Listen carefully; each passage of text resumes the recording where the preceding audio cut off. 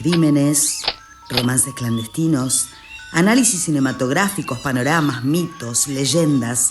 Aquí encontrarás las historias que integran el universo contextual de la fábrica de sueños, el cine y sus estrellas. Esto es Corte Final, el detrás de las películas, un podcast de Patricia Slukic para Casa Montenegro Podcast.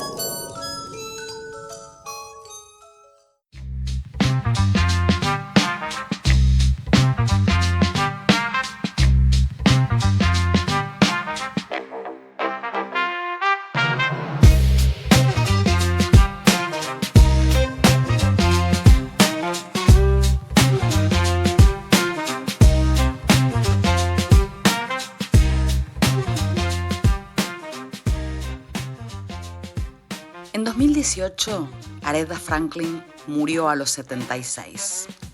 Hace más de 50 años lanzó el disco más vendido de su carrera, Amazing Grace, un gospel a todo dar que sacudió la era hippie y aún hoy encrespa la piel de quienes lo escuchan. En 2015, luego de haber cantado en la asunción de Barack Obama como presidente, se presentó en el medio de un homenaje a la compositora Carole King, creadora junto a Gerry Goffin del hitazo You Make Me Feel Like a Natural Woman, para cantarlo en el piano. One Aretha Franklin.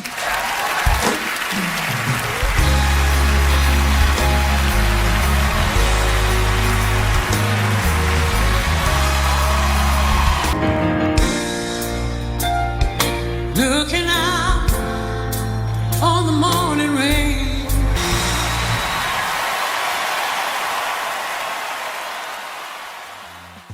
Barack lloró, todos lloraron, porque Lady Soul no puede no erizarte la piel.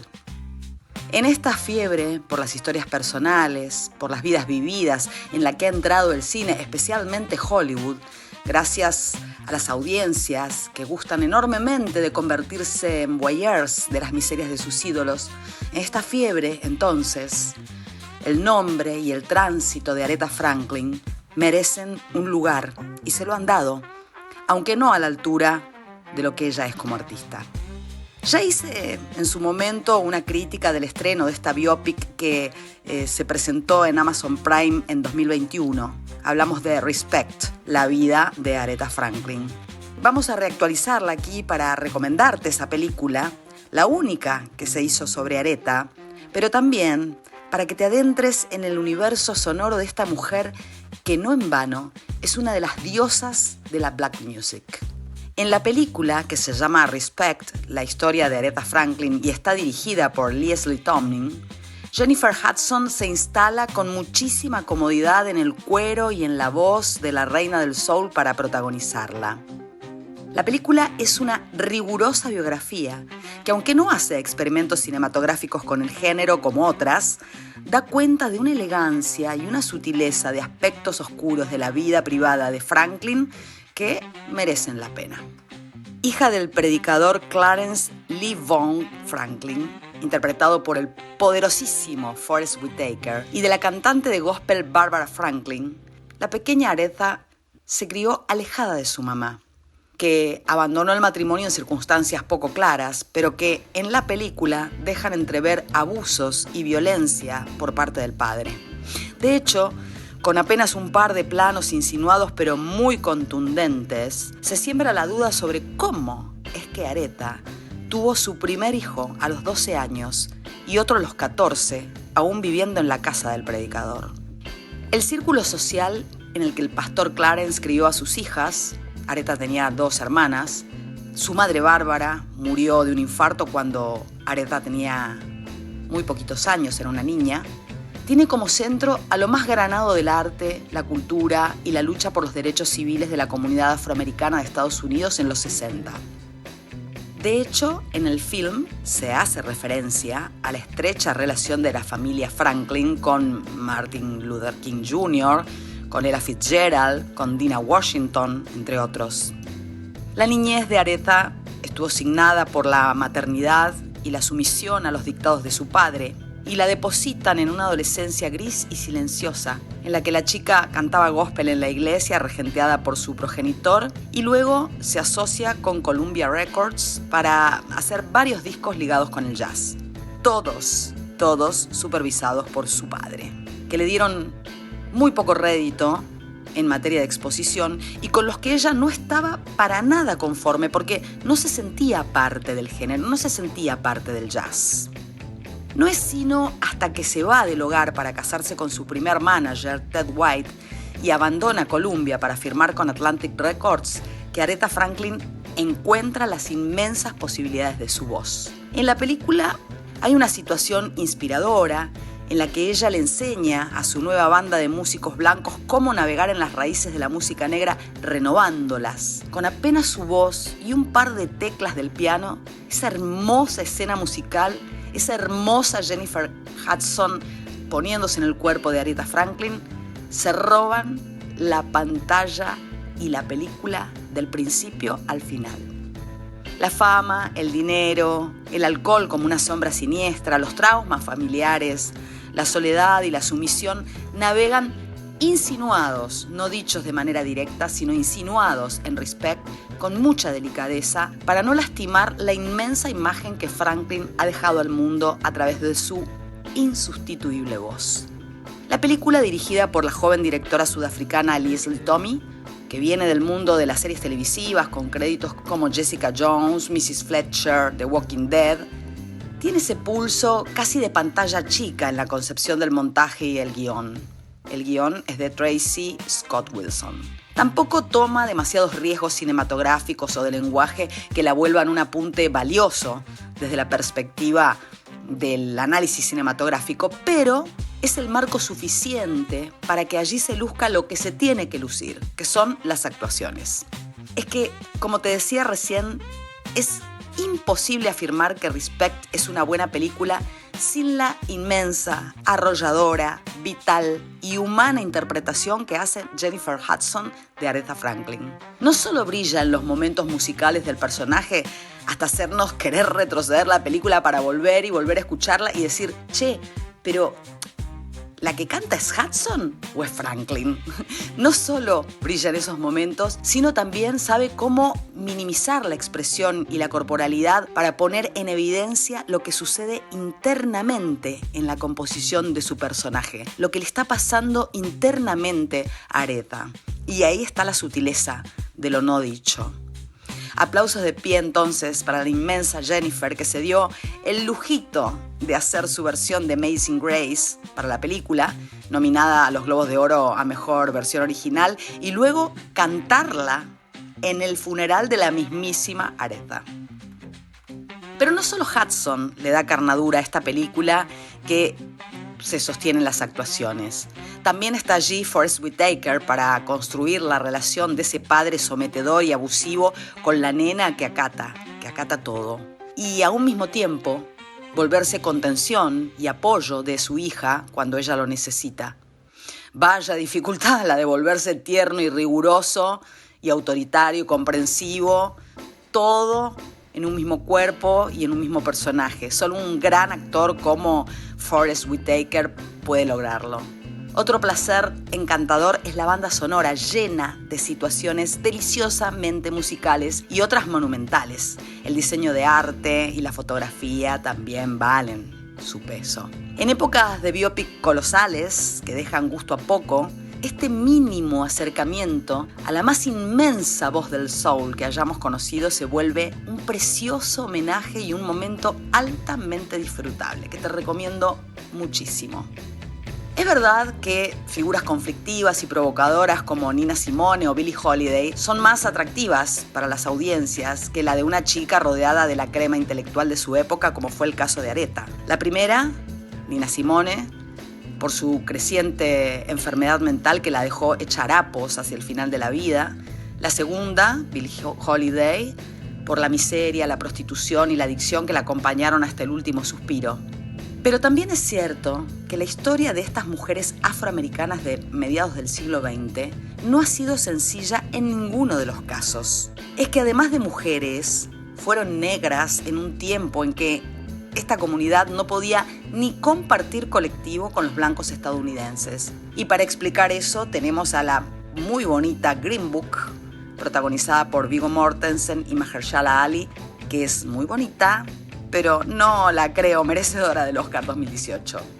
Sobre los conflictos raciales entre negros y blancos hay cientos y cientos de metros de celuloide y carretes de TV, desde la extraordinaria Mississippi en llamas de Alan Parker hasta la contundente Selma de Ava DuVernay, pasando por un sinfín de buenísimas producciones como Malcolm X de Spike Lee, las estupendas series como El ferrocarril subterráneo o documentales. Pero las vidas de estas mujeres afroamericanas, hacia el interior de su propia comunidad, todavía no han sido foco suficiente de los guiones cinematográficos. La formidable activista, poeta, escritora y pensadora Maya Angelou supo decir alguna vez: si bien el proceso de desarrollo de una muchacha sureña negra es doloroso, la sensación de estar fuera de lugar es como el óxido de la navaja que amenaza con cortarte el cuello. Es un insulto innecesario. You may write me down in history with your bitter, twisted lies. You may trod me in the very dirt, but still like dust, I'll rise. Ser mujer hacia dentro de la comunidad afro de Estados Unidos involucra, según las épocas, muy distintas posibilidades. Está claro que Aretha vivió en aquellos tiempos donde el género era también un condicionante, además del color. Aunque ella jamás se pronunció respecto a su vida personal o al motivo por el cual, por ejemplo, fue madre muy de niña, lo cierto es que lo fue por primera vez a los 12 años, cuando no se es capaz de decidir un acto tan definitorio para el cuerpo y la psiquis como ese. Tampoco habló sobre lo que su madre atravesó en el matrimonio con el riguroso pastor, ni sobre la presión que este hombre ejerció en gran parte de su historia.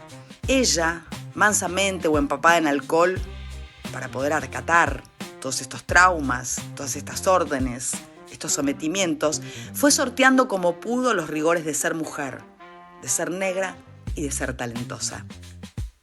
El legado de Aretha Franklin en el cine es importante también. Aunque su figura, a la que la revista Rolling Stone no ha dudado en definir como una de las grandes cantantes del siglo XX, y su propia historia también, solo existen como referencia en esta película que te estoy reseñando, Respect, la vida de Aretha Franklin, aunque allí solamente está en primer plano, sus creaciones inigualables son parte ya de la historia de la música popular y han servido como materia discursiva en varias películas muy importantes del cine de Hollywood. En 1980, la estupenda e imborrable The Blue Brothers, dirigida por John Landis, incluyó en su banda sonora la canción Think, para darle espesura a la historia de Jake y Elwood, dos músicos que quieren pagar una deuda con el orfanato donde se criaron, y para eso deciden volver a reflotar su vieja banda llamada Blue Brothers. Aretha hace allí un cameo y suena junto a otros gigantes como James Brown y Ray Charles, y se vuelve mito una vez más porque es parte de esta película de culto que surgió de los personajes de Dan Aykroyd junto a su co-guionista John Belushi para el programa Saturday Night Live. Allí vistieron por primera vez trajes y corbatas negras con sombreros pork pie y medias blancas y lentes de sol.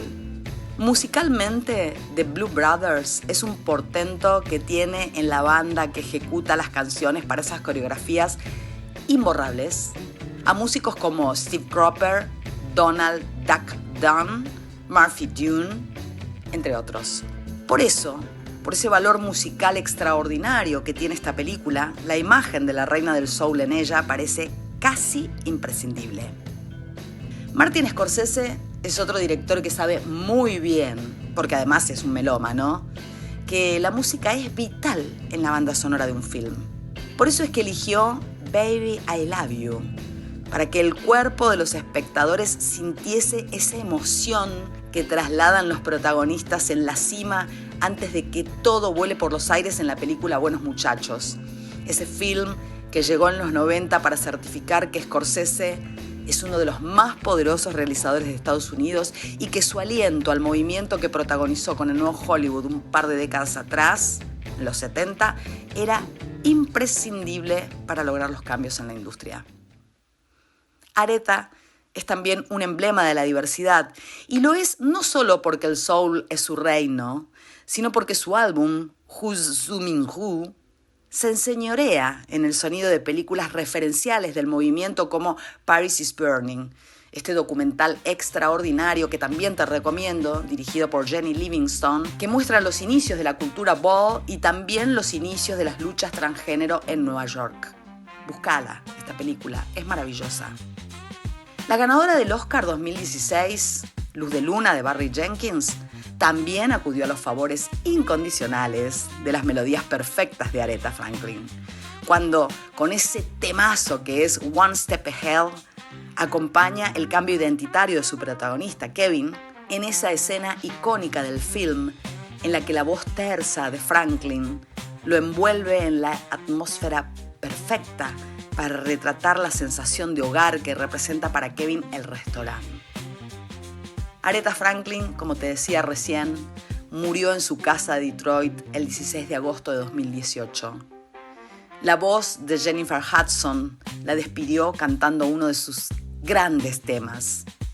Pero su voz y su música seguirán siendo la banda sonora de instantes cruciales de nuestras vidas, porque es así, los artistas inmensos nunca mueren.